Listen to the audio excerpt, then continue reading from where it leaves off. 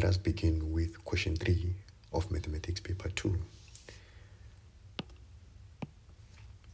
The question says that the diagram below has the vertices A, B, and C. If we look at our diagram here, we know that vertices are corners or edges where two lines intersect each other. So I have the vertices A, B, and C. And I can clearly see that the vertex that I have here has the coordinates 2 and 15 for A, -1 and 3 for B. And for C, really, I don't have any coordinates. But what I know here or notice is that it is actually the x-intercept. That means that my y value here is 0. Then I get some number of x there that we are not given. The other thing that is important to note is that when you have a vertex, there will be usually an angle that gets formed in that vertex. The question continues to say that angle A is equals to 69.7 degrees and point T and E lie on A, B, and AC respectively. Now here we have an angle. As I said, that the vertex will make an angle. So we have an angle here of 69.7 degrees. And we can clearly see that on the line AB, there's a point here that lies there, which is called T. And we also have another point that lies on the line AC.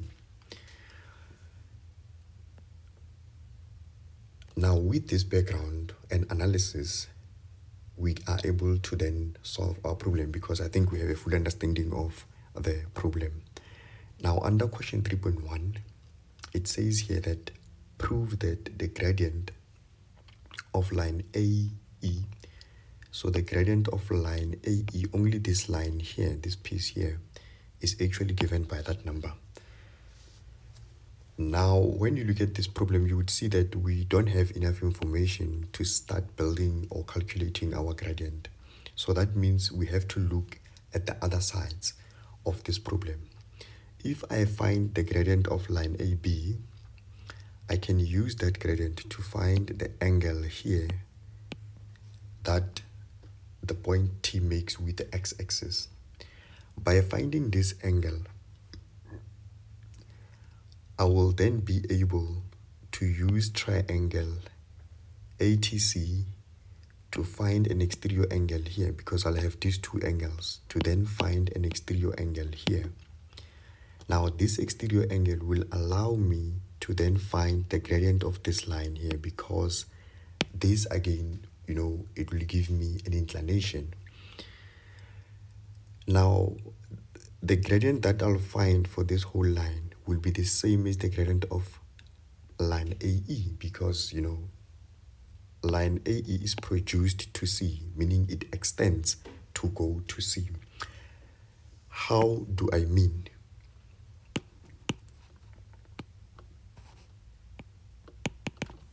The first thing we said, we're going to find the gradient of line AB, which will be given by y2 minus y1 over x2 minus x1.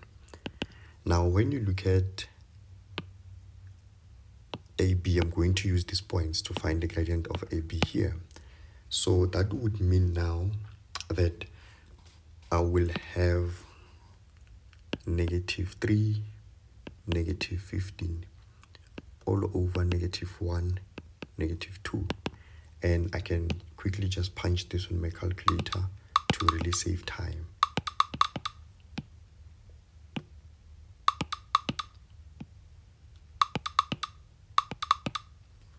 And this gives me a gradient of 6. And my number really makes sense because I'm having a line that goes uphill. It has a positive gradient.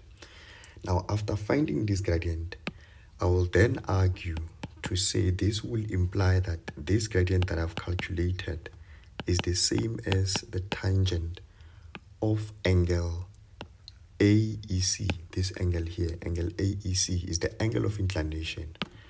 So it means now here I'm going to say angle ATC. This is angle ATC angle ATC here. Now we know that we have a 6 here.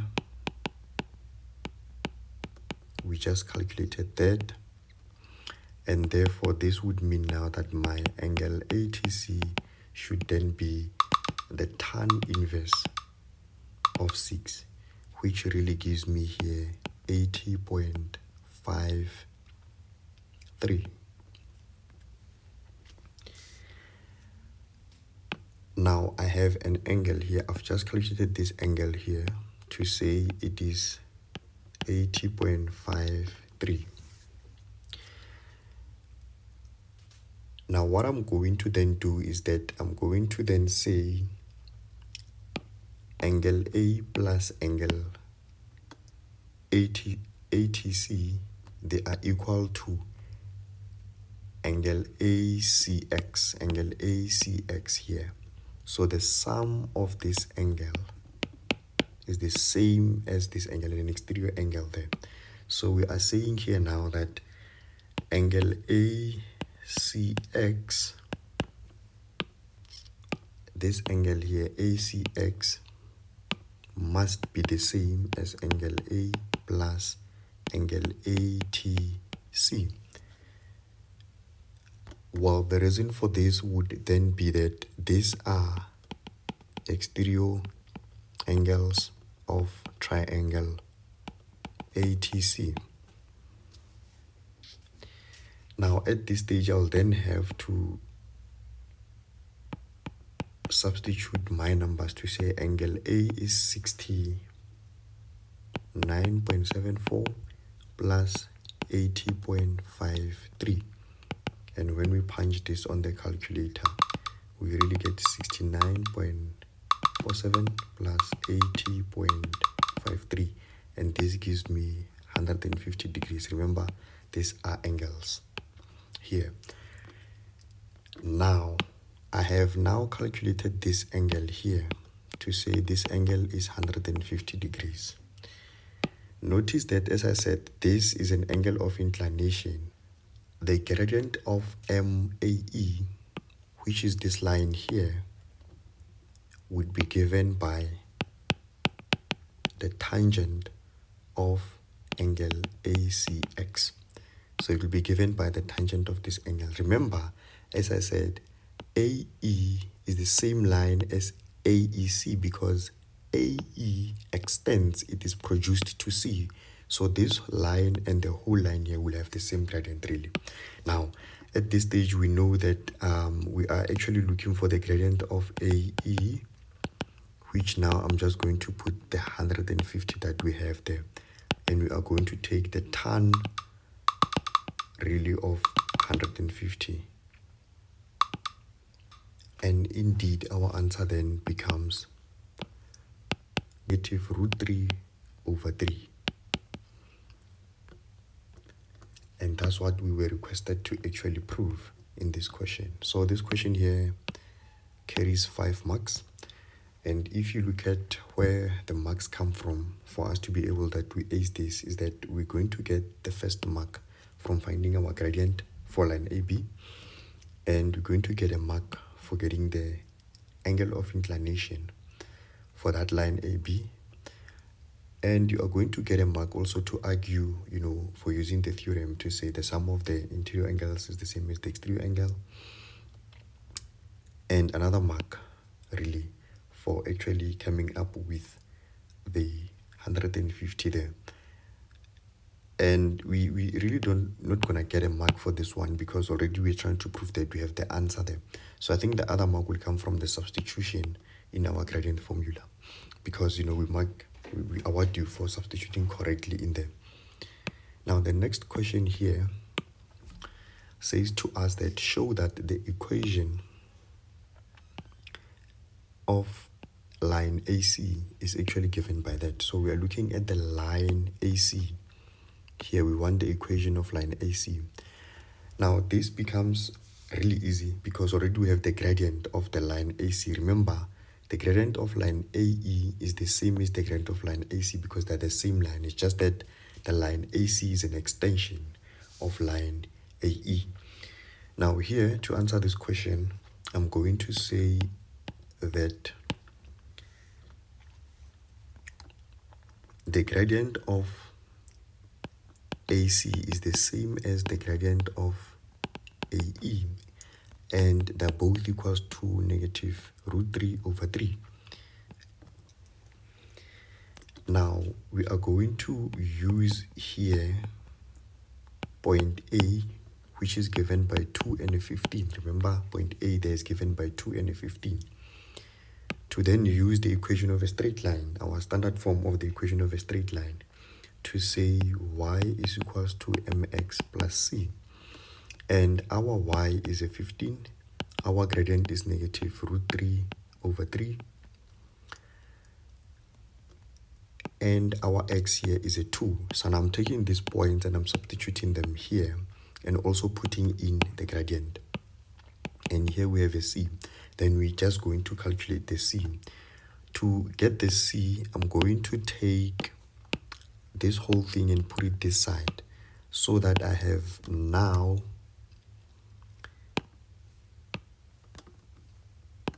(15 plus root 3 over 3). I can write the 2 here really. So what happened here is that I literally multiplied these two, and then they give me this, and I took the whole thing to this side, so it becomes a positive there.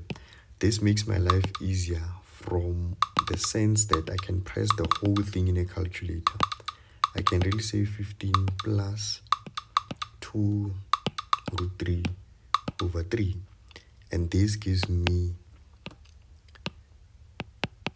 a 16.154 and so on. But if you check what we are trying to prove here, they already rounded this number to a 16, and you can see that we really have a 1 here. It's not going to drop anything, so my answer here, I can really leave it as a 16.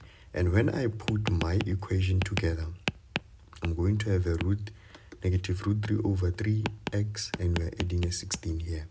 Hence, this is proved. And this really was only for 2 marks. And your 2 marks will come from doing the correct substitution here and finding the correct value. Again, you are not going to get a mark for this because already they provided you that as an answer. You just have to find the elements that makes everything to be true. Moving along to the next question.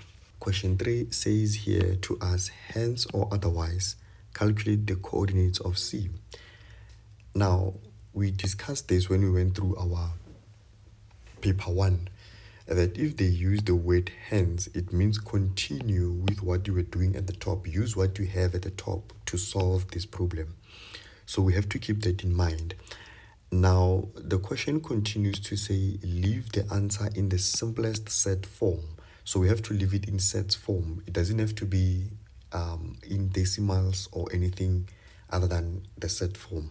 Now, obviously, to do this question, you can clearly see that we are going to use our equation that we calculated really in question 3.2 to then find the coordinates of C. How do I mean? Remember, the equation that we found defines this line, and the point C is on this line here. It means we're looking for this value of x here. If we get the value of x, we will define this whole thing. Already we know that y is 0. Now it means here, what I'm going to do is that I'm going to say y is 0, then what is x on that equation? I'm looking for the function value, if you can put it that way. So I'm going to say that at C, when we are at point C, y is equals to 0. We can see that y is equals to 0. This means that if I use this equation here and I put a 0 here, then I can find this x, because remember, C is on this line. It lies on this line. It lies on this line here. Now that means I'm going to have a 0 is equals to root 3 over 3x plus a 16. And what we are going to then do here is that we then going to simplify the whole thing. I will take this whole thing and put it to the left hand side so that I have a root 3 over 3 x is equals to a 16.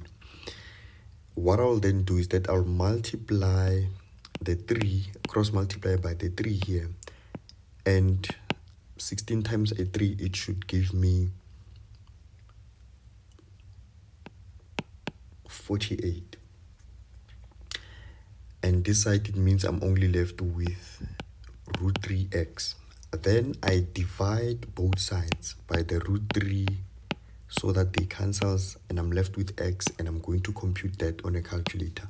So it means here I'm going to say then x is equals to, so here we're going to have 48 divided by the root 3, and that really gives me the 16 root 3. Now remember, our question requested that we leave our answer in the simplest set form, so it means I'm not going to write it as a decimal. If you do that, they'll penalize you because you are not following instructions. So the answer would be that. So this means at the end of the day, the coordinate of C to answer the question now will be given by 16 root 3, and we have a 0 here. Remember, this is this coordinate here. So we just found the x there. So we know that the point C is defined by that. And this is really out of 2 marks. There isn't much that we did here, so that's why our 2 marks will come from the fact that we substituted our numbers correctly. We know that y is 0, and we used the correct equation, and the final answer the final mark will come on the final answer. Question 3.4 says to us that calculate the value of k. So where is k? K is on the point E there. So we want to find the value of k, and then the question continues to say round off the answer in the nearest whole number. So we have to write our answer as a whole number then. Now to do this question, really, again, I'm going to use the line that we already found in question 3.2, this line here. I'm going to use this line here to find this, because what we are saying now is that we know the value of x. So we know what is the value of x, then what is the value of y here? What is this value of y? Because k is the value of y, really. Always when I do analytical geometry, I remember a lot of functions, because this is what we did a lot in functions. So that's something that you can, think about, or the skills that you already know. So here I'm on 3.4. I will say that at E, when we're at point E, we know that x is equals to 10. So this means that if we take our equation that we defined there above to be y is equals to negative root 3 over 3, we know now that x is 10, and here we have a 16. So now this means it becomes a simple question where we're just going to press the whole thing in a calculator. We have a negative root 3 all over 3. We're multiplying this by a 10, and we're adding a 16 to it. And really, this gives me 10.226 and so on. But our question clearly stipulated that we should round off the answer to the nearest whole number. So that means when I round this to the nearest whole number, it's going to be a 10, because the 2 is less than 5. It cannot throw a 1 in there. So that should be our final answer. Now, this is out of 2 marks as well. So it means here we're going to get a mark for the correct substitution and also writing the correct final answer. Grade 12 learners, if you round off this to 2 decimal place like that, you will get penalized and you won't get the full marks because you don't follow instructions again. Now, when we go to question 3.5, it says to us that calculate the length AB. So the length AB is from here to here. A very simple question to do. We just use the distance formula really to find the length AB. Let's jump right into it.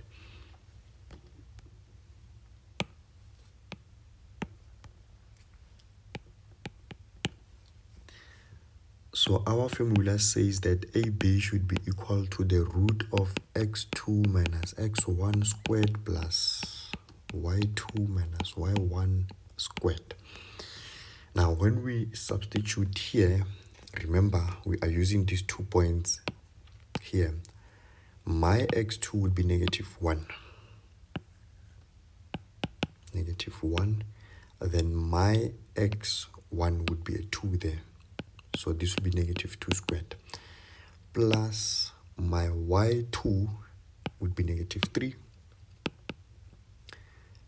And my y1 would be that 15 there.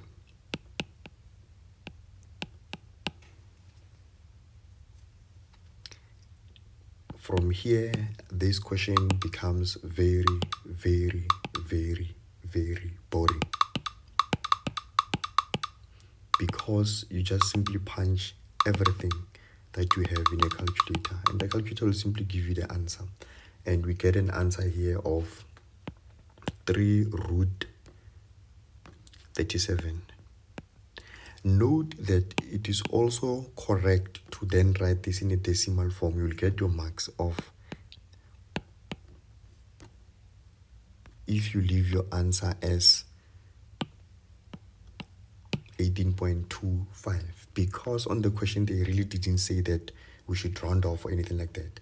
We know that our exam rules say that we should round off to 2 decimal places unless stated otherwise, which is what we were doing here. We had been told how we should leave our answer, but here they didn't tell us.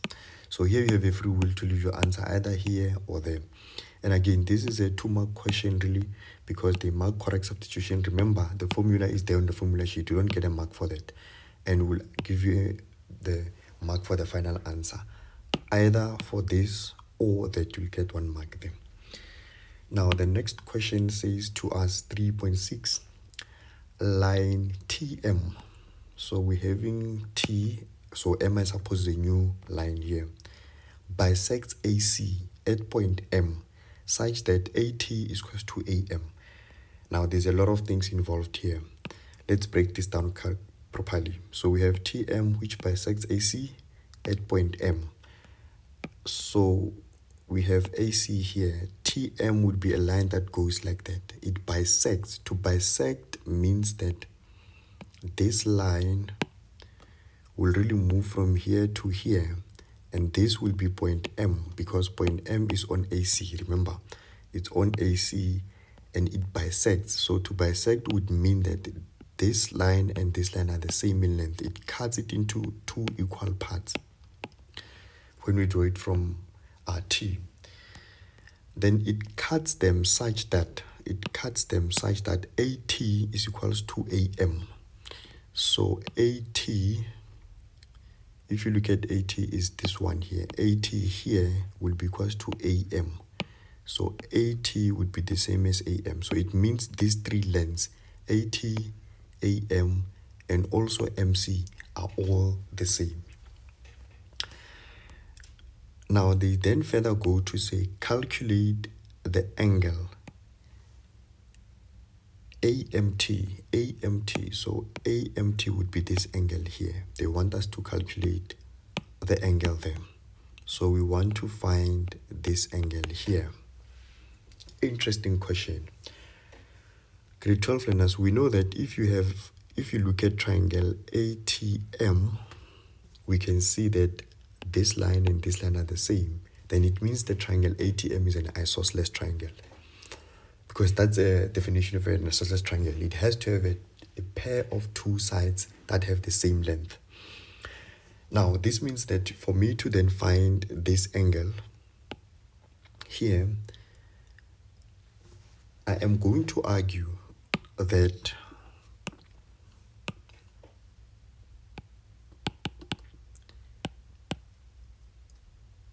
angle AMT is the same as angle ATM. Angle AMT, this one here, is the same as angle ATM, this one here, because we said it's an isosceles triangle. Remember that with an isosceles triangle, the angles opposite equal sides must be the same. So that is going to be the reason that I'm going to put here, to say sides opposite equal angles.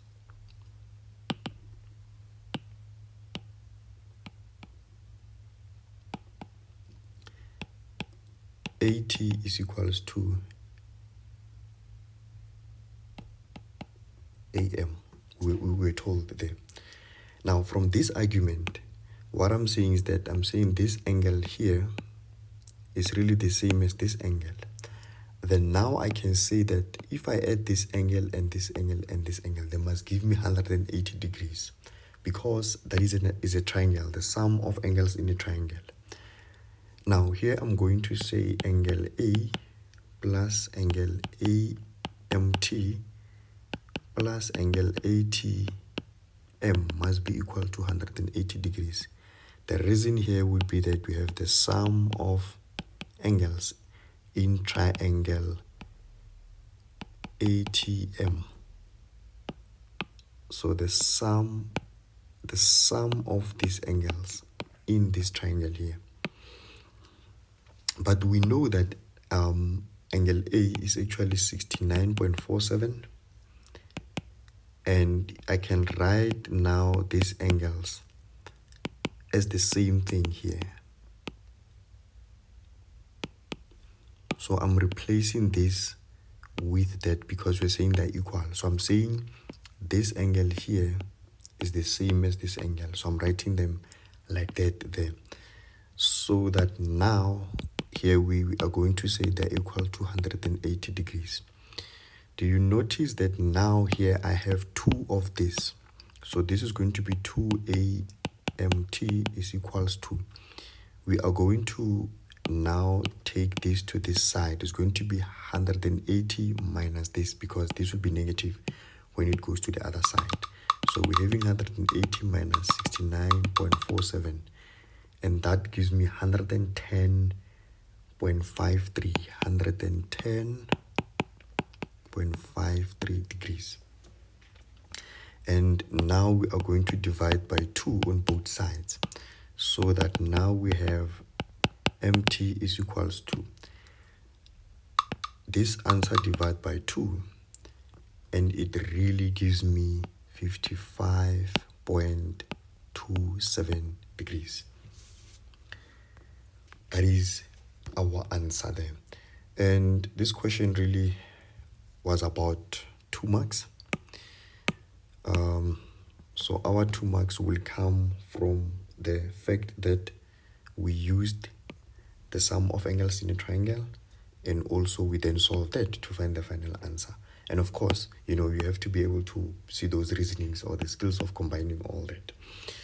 Now, the last question here is question 3.7, which says calculate the area of triangle ATM. Now, remember, triangle ATM is this triangle here. So we want the area of this triangle.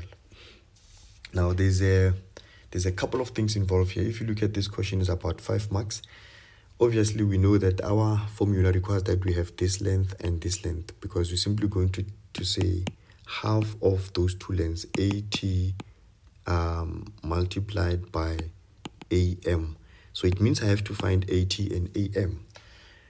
Now I'm going to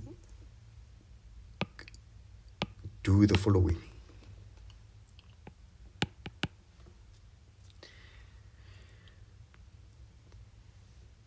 So one option that I can really utilize is to find the coordinate of M there.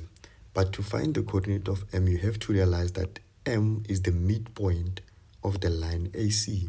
Because remember, we said that this line bisects AC. It makes these two lines to be equal.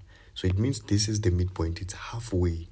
Now I'm going to use these 2 points, A and C, to then find the midpoint. So we know that our midpoint formula will be defined by M, because we are looking for M here, to be x1 plus x2 over 2, y1 plus y2 over 2. And this will then say that we have M, and my x there would be a 2 for A there. We have x to be a 2, and for C, if we can look back at C, maybe I need to write this down. C was given by this here. It's defined by this here. 16 root 3. So I'm going to have 16 root 3 divided by 2. And in terms of my y, I have a 15 there. So it means I'm going to have a 15 plus, and we saw just now on the coordinate of c that it's 0 because actually it intercepts, it's an x-intercept, so it's 0 here. And we are going to divide this by a 2. Now, this here will require me to use a calculator where I have a 16 root 3 over a 2. And this really gives me an answer of 14, I would say m is equals to 14.86. I can say 14.86. And this side, I can see that it's a half of a 15. Half of a 15, we know that it's a 7.5. So this will be my midpoint. So it means this point here would be 14.86, and it goes with 7.5.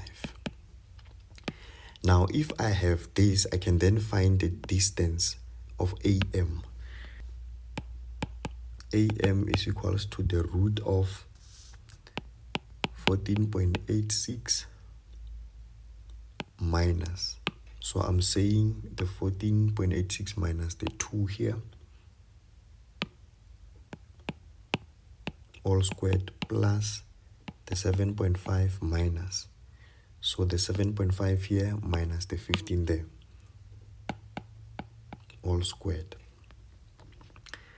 Now from here, it just then becomes a simple question to do, because we're just having a 16.86 minus the 2 squared plus 7.5 minus 15 squared, and that gives me 14.89. Now, the argument that I'm going to make is that, remember, we then found the length of this to be 14.88. But we know that this and this are the same. So I'm going to then argue here to say AT is equals to AM and they're equals to 14.88. There's no need for me to really go find this length. Unless if you have time. I mean, this thing is out of, 5 marks. We need to spend 5 minutes here. You need to save time. So I'm going to argue that these two are the same. And why? Because we are given. We know that this is an isosceles triangle. We were told, or we found out from the previous question. Now, from here, I then use the formula of an area to say the area of triangle ATM, because our question wanted us to find the area of ATM. This area here is going to be equals to half AT multiplied by AM. And here I'm having 1 over 2, and we're saying AT is going to be 14.88. These two are the same. I can just square that if I like to make life easier. You can multiply them twice. It doesn't matter. You'll get the same answer. So we have 1 over 2 here. It multiplies 14.88 squared. And this gives me an area of 110.71 square units. We don't know what the units are for this thing, but we know that an area is measured in square units. It could be square meters, square centimeters, and so on. Now, where do we get these 5 marks here? Well, the first mark will come from finding the midpoint. The second mark will come from finding the distance. And actually for the midpoint, we'll get 2 marks, substitution and the final answer there. And the other mark will come from substituting correctly here and finding the final answer.